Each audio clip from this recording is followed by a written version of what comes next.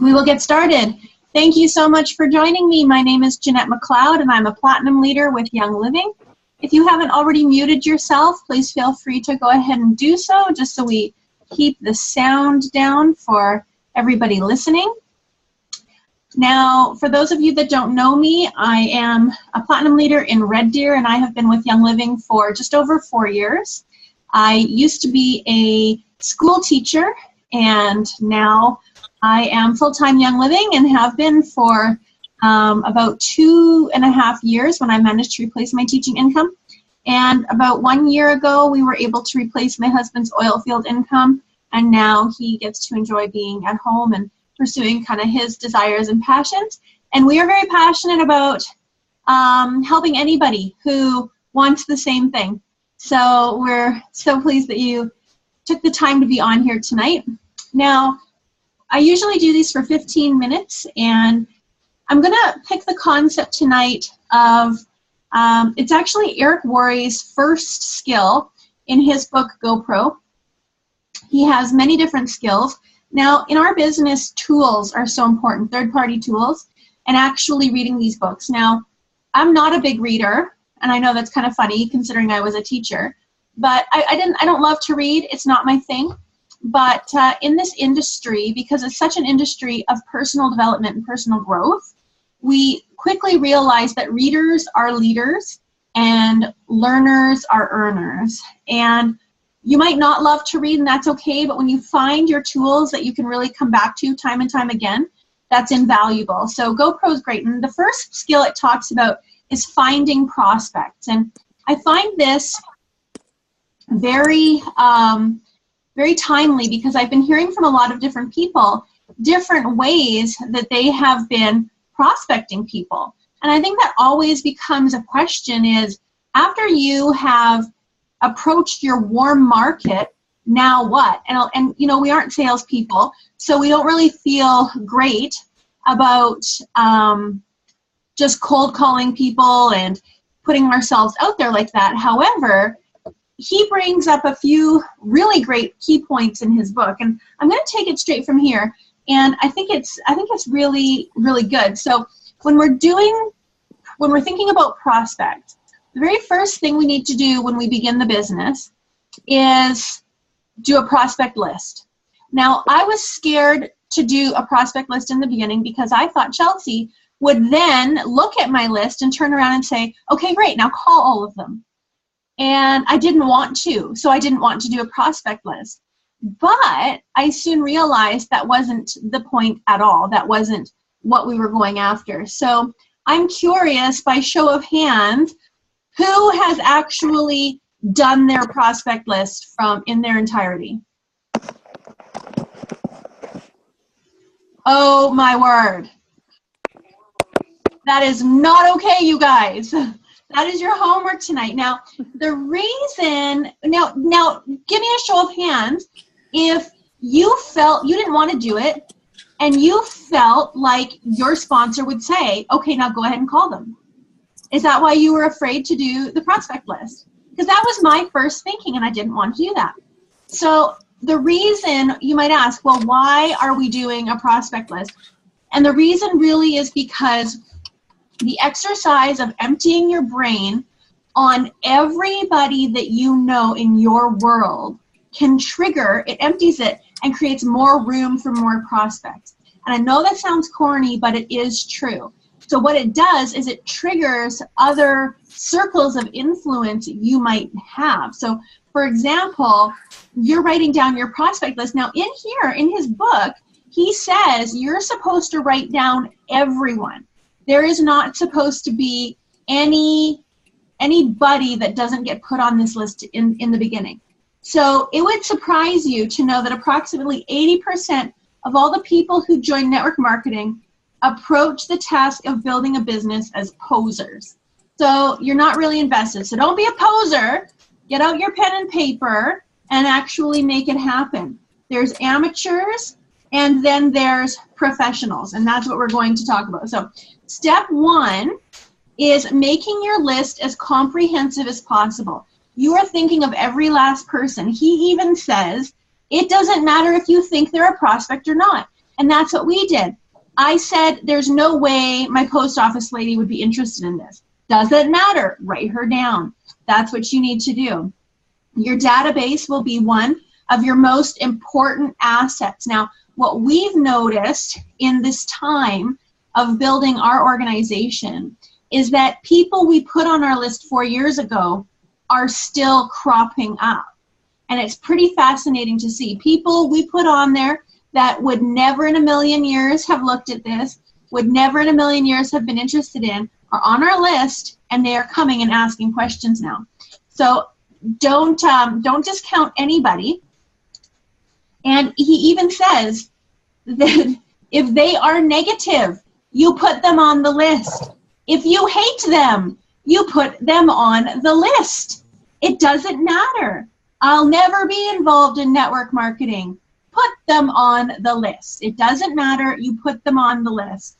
If they are your 98-year-old grandmother, you put them on the list. It's the exercise of emptying your database onto a piece of paper. So you just think to yourself, and honestly, this is how I looked at it in the beginning. And I know some of you are seasoned at this and been doing it for over a year or two, and lots of you are brand new, but we constantly need to be reminded of these concepts that you want to, you know, really empty your brain so that you have this room. I was going to say something else about that. Oh, prejudgment. You don't want to prejudge anybody.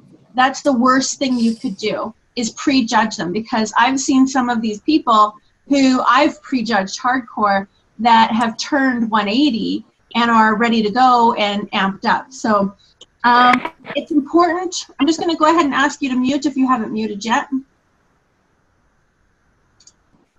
So it's important to empty your mind out on paper.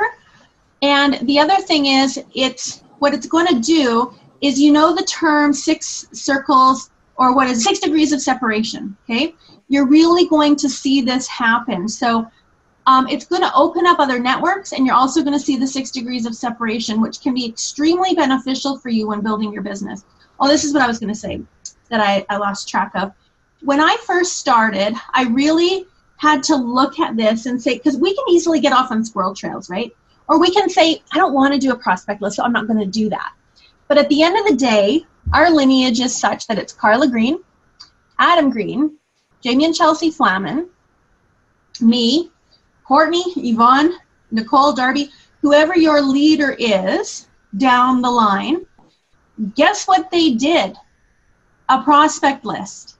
And as painful as that might be for you, if you want to be where they are, you're going to have to do those uncomfortable things. So when I started thinking, you know what, I'm going to do bus benches. I'm going to put my name on bus benches. That's a great idea. And it was brought to my attention. The question was asked, is that something Adam Green would do? The answer was no. That's probably not anything Adam Green would do. Then why would you do it? Point taken, moving on. What would Adam Green do? He would host a beginner's class, and he would prospect and get people in there. He would talk to people, he would step outside of himself, and he would do that. So that's what I've done. And when you think, I don't want to do a prospect list, you think to yourself, is that something Adam Green got out of? Is that something Jamie and Chelsea didn't do to get to Diamond? Nope, they sure did one. So just a thing as you go forward and you have your ideas and you're excited and you're building, think to yourself, it's a great way to filter some of those ideas, in my opinion. So we've got the 6 degrees of separation, and what that's going to do for you is you're going to write down all the people you know, like, hate, whatever, and you're going to expand those networks. You're going to write down your nephew, but then that's also going to open your mind up to all the people your nephew knows. You may not know them, but you know that he plays rugby, and you'd sure like to get in front of his rugby people.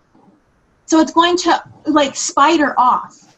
So that's why it's also important to have your prospect list, because as you go through, you're going to go, oh yeah, they're involved in this. And that's how your influence circles are going to get bigger. And so it's going to be awesome, because when you get into the 6 circles or 6 degrees of separation, and you start to find, like for me now, I'm finding, oh, Facebook's easy. You and I have a mutual Facebook friend. You and I have this mutual person in common. Now all of a sudden your credibility is amplified. because, oh, you know so-and-so? Most often that's the case anyways. Oh, you know so-and-so? That's great. I know them too. So now your credibility has gone up in their eyes. So remember that when you're thinking about your prospects and what you have to do. Now, I'm 4 years in. I still have my original prospect list, and I've got my new one. And I've got one that's kind of fresh and I'm going back to all the time. So that comes to the third part, is continuing always to expand your list. I put people on my list that I don't know what their last name is, but like I said, my mail lady, my post office lady, I know her name is Pat. She's on my list because you never know. It keeps it in the front of mind.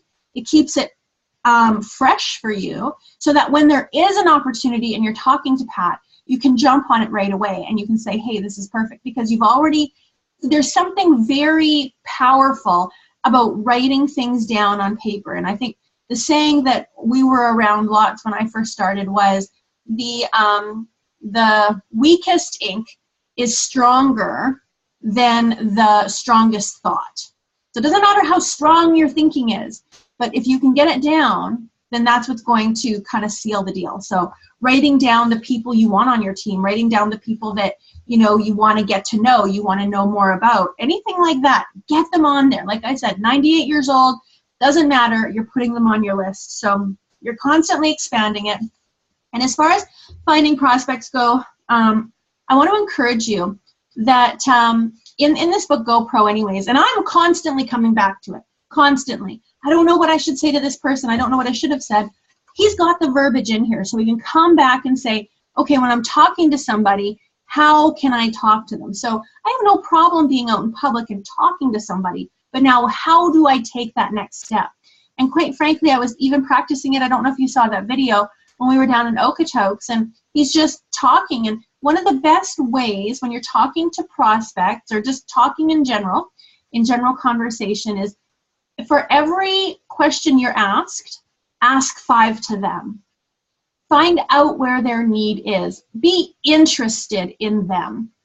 And then when you're interested and you're genuine and you're sincere that way, and you're asking them about that and you're finding out their need, it's really, really easy to say, if would you? If I sent you a link, would you watch it? Hey, let's be Facebook friends. Here's my phone, find you, can you find you? And then I can accept them as a friend. If I sent you a link, would you watch it? If I gave you a book, would you read it? Pretty passive, pretty easy, third-party tool. That wraps me up for tonight. I really hope you found something valuable out of this. As we've heard before, time is our only limited commodity. Once it's spent, you never get it back. And I really appreciate you taking the time to spend it with me tonight. I'm going to go ahead and turn the record off, but that does not mean you have to go. You can stay on with us and you can ask any questions that you might have for me. You can ask any questions you have about prospecting, finding people, how to talk to them, any burning questions you might have. Now's a great time. We have some other silver leaders and beyond on this call. So you're welcome, Mary. Thanks for joining. If you have any questions, there's lots of us that could answer and even just bounce ideas off of. So if you have anything, go ahead and unmute yourself and we'll hang out for a few minutes. Thanks, Christina. Thanks, Amanda.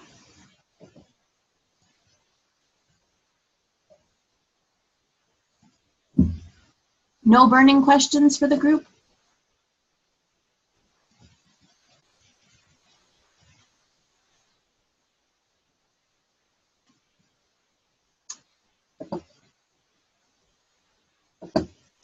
Thanks, Brittany. I have a question. Oh, hello. Hi. So when you would message people, and it could be like a friend of a friend or something that you've messaged them on Facebook, what would you say to them? Like, what link would you send them? What information would you send them? Well, usually I wouldn't just out of the blue. Like, obviously I would start some kind of conversation with them. And one thing that I read that I'm kind of toying around with right now is the algorithms of Facebook. So honestly, like I collect friends. That's the name of the game. I collect as many friends as I can. You request to be my friend, you're in, no problem, no questions asked. Unless you're like one of those shady, people that, you know, we really have no mutual friends, then I won't accept that. But so I'm in the process of collecting all these friends, and now I'm really paying close attention to their birthdays. So that's the perfect way to get into conversation. And like, seriously, today is the birthday of a girl who I met like 2.5 years ago through a friend. And she was a super big Jamberry rep, and she was going to make millions. And I see she's not doing Jamberry anymore. And it was her birthday. So I was like, okay. I just messaged her and I said, hey, saw your birthday come up on my feed. Made me start thinking about you. I hope you have a fantastic day. I remember you to be so sweet. And I hope this is a great day for you. Happy birthday, whatever. And then Facebook algorithms would say then that you're going to start showing up on her newsfeed more, because when you private message her, it says, oh, we're friends, and it comes up more often. But it started that gateway of conversation, right? So now in a week, I can see a post of hers, reach out again privately, and start that conversation. Now, when I get to the point of saying, if I sent you a link, would you watch it? It depends on where the conversation goes and what I think she'd be good at. Young Living recently put out a really great opportunity video, and it's quite passive. So it can really just kind of intrigue you. The other one I like is Meet Tony. And Meet Tony is like a drawing video that was done, and it's like 3 or 4 minutes long, so it's not long. And it just talks about the health and wellness aspect of going from like really drab and gray and not very healthy to the health and vitality of Young Living. So what I have found is little snippets like that have been the most successful. And also, if somebody's interested in the kit, like one thing that I would do is very point blank say. I talked to another leader in a different organization about this, and she's been doing cold messaging. And she said what she's been doing is just like really point blanking them and saying, hey, I remember you very fondly. I remember you being dynamic, charismatic, smart, and I think I have something here. I don't know if it's your thing, but I'd love for you to take a look at it. And one link that I rely on is the unboxing kit from the United States. And I know some people would argue me on the compliance because there's a few things that maybe aren't, you know, right up to speed, but I don't care. I use it. I think it's great. It's 6 minutes. It goes through the entire kit and all the information and why Young Living's so great. And that's the one I send them. So it's like, it's an easy thing for me to say if it's, boy, I feel like I'm really running on. I'm sorry. I've got so much to tell you. What I would just say to them is that, well, in our kit, the only difference is we get Northern Lights, Black Spruce. The Americans get Stress Away. But for the most part, it's good. And then after they see that and they're like, oh, yeah, that does interest me, then I might say, oh, well, you know, if you've got 30 minutes, there's this really great beginner class. And just recently, I've had really great success with that one. So sending Chelsea's link or my link would be good. Really long-winded on that one. It was good. Now I just need to like remember it all and figure it out. Yes. Yeah, there'll be a replay. You can watch this again. Oh no, I guess I stopped recording. Oh. No. I don't know. Was that helpful at all? Yes, I just need to like find all of those links and stuff. That's what I'm gonna have to do. And I just bumped it up. What I'll do is I'll go in and I'll bump it up. I did create a long post that has all the links in it. Yes, I saw that. Yeah, so, and that's just the one I'm talking about. Okay. Those links, the top 3 that I use for business opportunity, for the kit, they're right there. It's those ones. Perfect.